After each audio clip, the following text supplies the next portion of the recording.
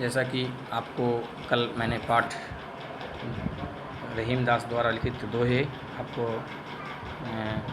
आदर्श वाचन के लिए बोला था, आप लोगों ने आदर्श वाचन किया होगा। तो आज हम लोग सर्वप्रथम थोड़ा सा रहीम दास जी के बारे में जान लेते हैं। रहीम दास जी का जन्म 1556 यानी 1556 में जन्म हुआ था और 1626 यानी 1626 में इनका देहांत हो गया था।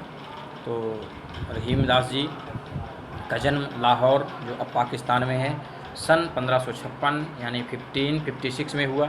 इनका पूरा नाम अब्दुल रहीम खान खाना था। रहीम अरबी, फारसी, संस्कृत और हिंदी के अच्छे जानकार थे।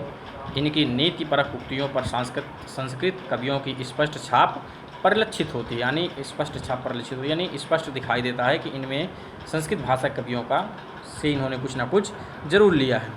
रहीम मध्ययुगीन दरबारी संस्कृति के प्रतिनिधि कवि माने जाते हैं। अकबर के दरबार में हिंदी कवियों में इनका महत्वपूर्ण स्थान था। कहाँ पर? अकबर के दरबार में। रहीम अकबर के नवरत्नों में से एक थे। अकबर के जो नवरत्न थे उनमें से एक थे। रहीम के काव्य का मुख्य विषय श्रृंगार, नीति और भक्ति है। रहीम बहुत लोकप्रिय कवि थे।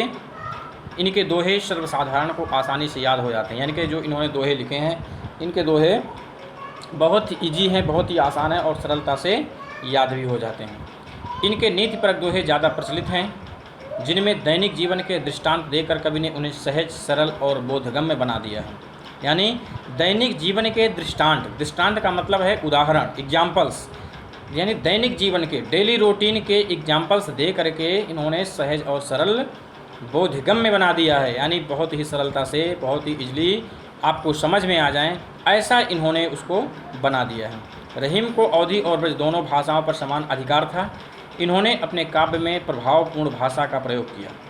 रहीम की जो प्रमुख कृतियाँ हैं, रचनाएँ हैं, रहीम सतसई, श्रृंगार सतसई, मदनाष्टक, रास पंचाध्यायी, रहीम रत्नावली, बरवे, भाषिक वेद वर्णन, ये सभी कृतियाँ रहीम ग्रंथावली में समाहित हैं। प्रस्तुत पाठ में जो इस समय दिया गया है, प्रस्तुत पाठ में रहीम के नीतिपरक दोहे दिए गए हैं। ये दोहे जहाँ एक और पाठक को औरों के साथ कैसा बर्ताव करना चाहिए, यानी अदर पर्सन के साथ कैसा हमको बिहेव करना चाहिए, इसकी शिक्षा देते हैं, इसकी हमें शिक्षा देते हैं, यानी सीख देते हैं, नसीहत देते हैं। वहीं मानव मात्र को करणीय और अकरणीय आचरण की भी नसीहत देते हैं। कौन करने योग्य है और कौन करने योग्य नहीं है, ऐसी बातें, ऐसी शिक्षा हमको देते हैं। इन्हें एक बार पढ़ लेने के बाद भूल पाना संभव नहीं है और उन स्थितियों का सामना होते ही इनकी याद आना लाजमी है जिनका इसमें चित्रण है। ऐसी बात इन्होंने किया था। तो अब आपको हम दोहे पढ़ाएंगे।